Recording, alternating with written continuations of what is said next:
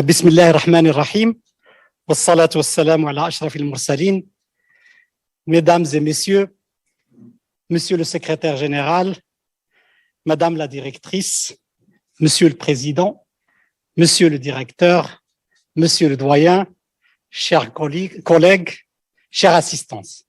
C'est un plaisir de se retrouver aujourd'hui, surtout après une année de Covid, et être tellement séparés physiquement, mais pas vraiment séparés de point de vue émotionnel, c'est très, très important, et aussi de point de vue réflexion et implication dans cette lutte contre la Covid.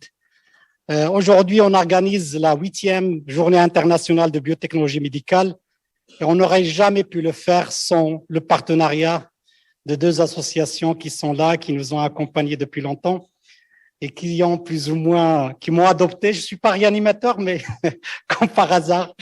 Donc, avec professeur Beliamani et avec professeur Cohen et avec les deux associations, la SMU et la SMAR, qui nous ont soutenus, nous avons pu organiser cette journée et je suis très reconnaissant. Je suis très reconnaissant à une autre personne qui était dès le départ derrière ce projet de cette journée. C'est notre ministre, professeur Hamzazi, qui était là derrière ce projet. Je le remercie infiniment. Je ne vais pas prendre beaucoup de temps. Je pense qu'on va commencer cette cérémonie d'ouverture. Et donc, sans plus tarder, je donne la parole à notre secrétaire général de l'enseignement supérieur de la recherche scientifique, professeur Khalfaoui. À vous la parole, cher ami.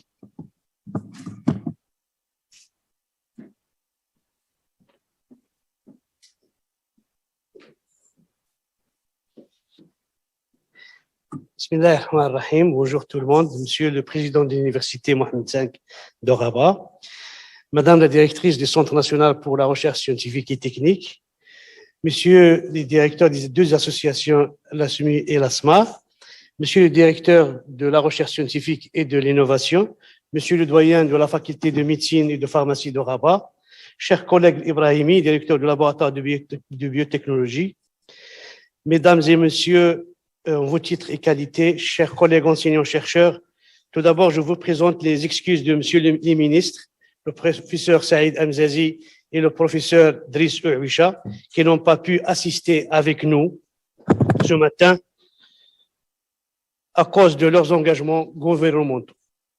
Mesdames et Messieurs, chers collègues, je voudrais d'abord partager avec vous l'honneur et le plaisir que je ressens en participant à cette 8e journée internationale de biotechnologie médicale visant à donner des éléments de réponse et d'apporter des éléments de réponse à la question « Quelle stratégie post-Covid pour notre pays vers le développement d'un vaccin humain ?» J'en profite aussi pour féliciter les organisateurs de ce grand événement scientifique remarquable. Elle est remarquable par la pertinence des thèmes retenus dans son programme et leur diversité.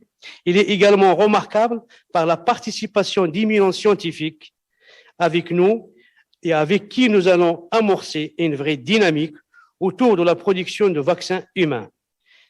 Nous allons également discuter avec eux des défis à relever en situation post-Covid et partager des expériences dans divers domaines en relation avec la biotechnologie.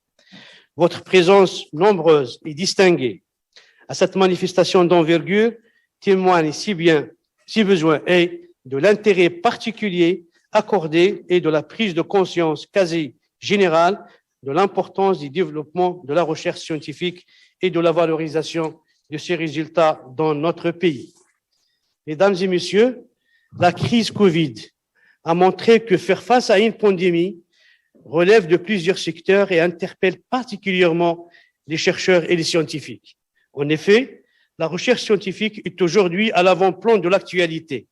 Le suivi des variants des virus, les facteurs de risque et les vecteurs de sa transmission, la mise au point de tests diagnostiques, la fabrication de masques, la conception de respirateurs, le développement de vaccins, la prise en charge de malades, notamment en réanimation, sont autant d'actions de préservation de nos vies pour lesquelles les données de la recherche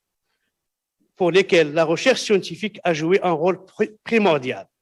Bien plus, les données de la recherche ont été à l'origine de plusieurs décisions prises par le gouvernement concernant la mise en place de mesures sanitaires, les mesures de confinement, les conditions de déplacement et de distanciation physique, ainsi que pour le déploiement des plans de déconfinement.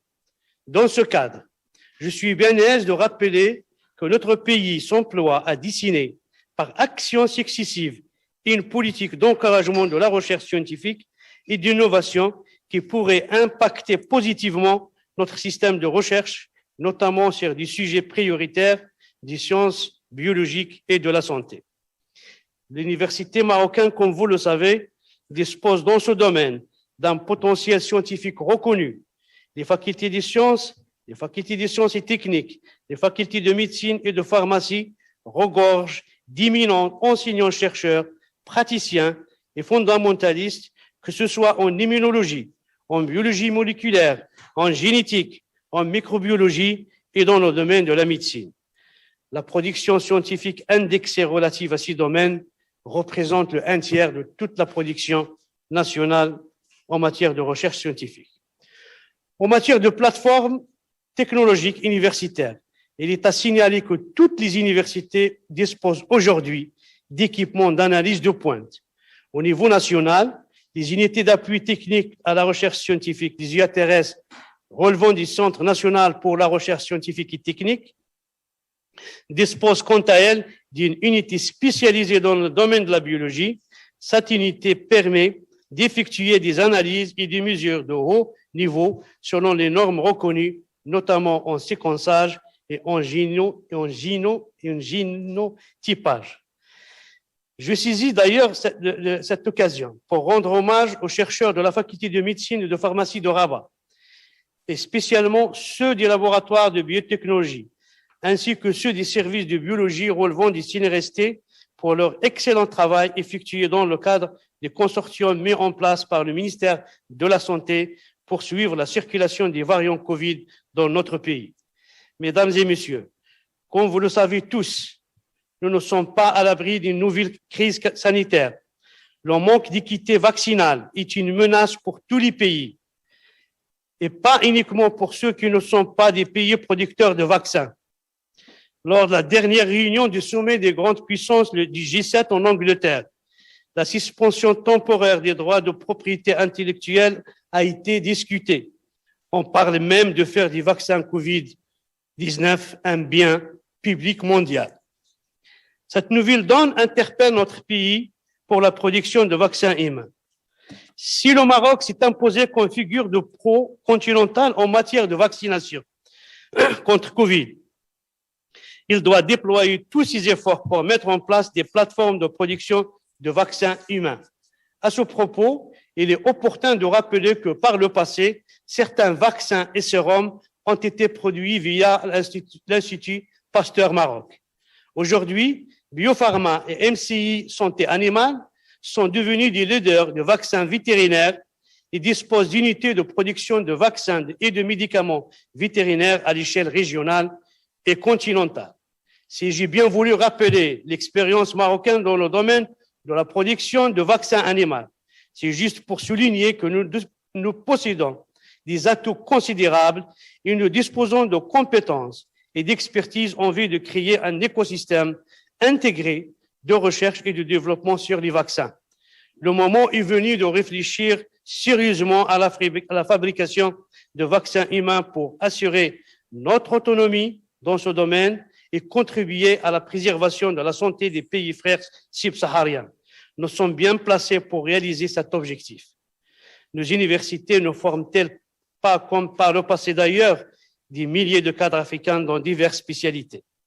Mesdames et messieurs, la mise en place de projets de transfert de technologie et de savoir-faire, les questions d'encouragement de l'innovation, en général, sont parmi les priorités des départements de l'enseignement supérieur et de la recherche scientifique.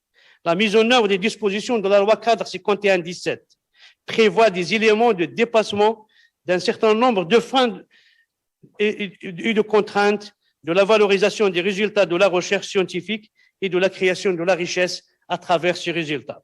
Et la loi prévoit notamment, 1, la création d'un Conseil supérieur de la recherche et de l'innovation dont la mission est d'harmoniser, coordonner et suivre la stratégie du développement de ce secteur. Ici, on parle d'une vision d'ensemble. Deuxième point, le renforcement et l'alimentation de façon pérenne du Fonds national de soutien à la recherche scientifique et au développement technologique. Ce point concerne les moyens pour encourager la recherche et encourager l'innovation. Le troisième point, bien sûr, c'est l'instauration de la contractualisation entre l'État et les différents acteurs de la recherche scientifique, notamment dans les domaines prioritaires. La loi prévoit également l'assouplissement et l'allègement des procédures de gestion financière des budgets de la recherche et de l'innovation. Et enfin, la loi prévoit l'institutionnalisation de la culture de l'évaluation de la recherche scientifique. Mesdames et messieurs, sur tous ces items, l'encouragement des canaux de communication et de coopération entre le monde académique et le monde de l'entreprise n'est plus un choix, mais une nécessité. Il est nécessaire pour faciliter les collaborations entre l'université, entre les organismes de recherche et leurs partenaires publics et privés en matière de recherche-développement.